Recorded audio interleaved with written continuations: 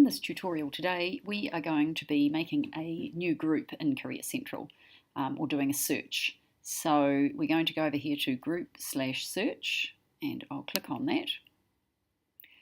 And you can see all the groups that have already been created, or you can create a new group. Now I'm logged into the test school at the moment, and the test school is not connected to a school management system. So normally when you are logged in, you will also see a blue button over here, which allows you to bring through your groups from Kmart if you would like to. As I said, we're not seeing that button because this is the test school, but you will see a button here for bringing your Kmart groups through. So let's click on New Group. Let's create a construction group. We don't need to give it a description, but you can if you want to. So I'll create that group.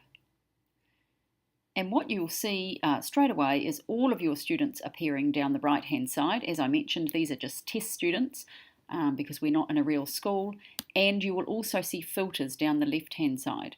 Now one of those filters is normally ethnicity, but that filter is not appearing because these students are not connected to an actual school management system. So we're not getting their ethnicity data coming through. So I can filter by school year, by tertiary education interest, so any polytechs, other training providers or universities that the students are interested in, what they want to study at those places. But today we're going to use this job industry filter.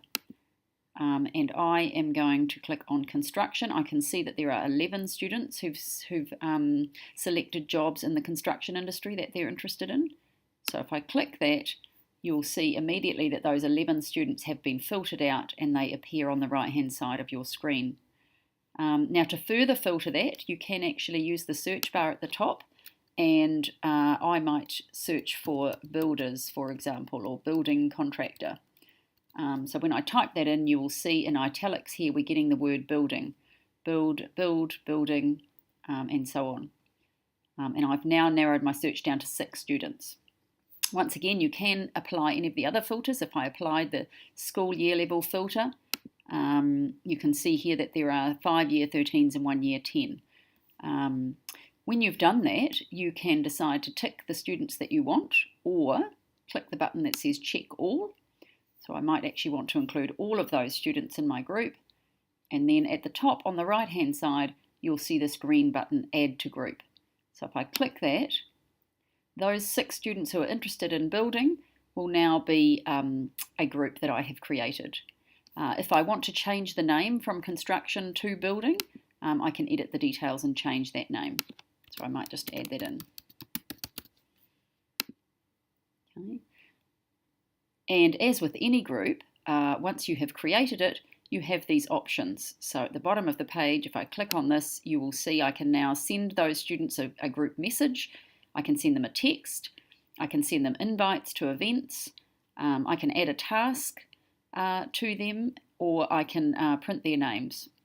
One of the ones that people use quite often is this copying the IDs.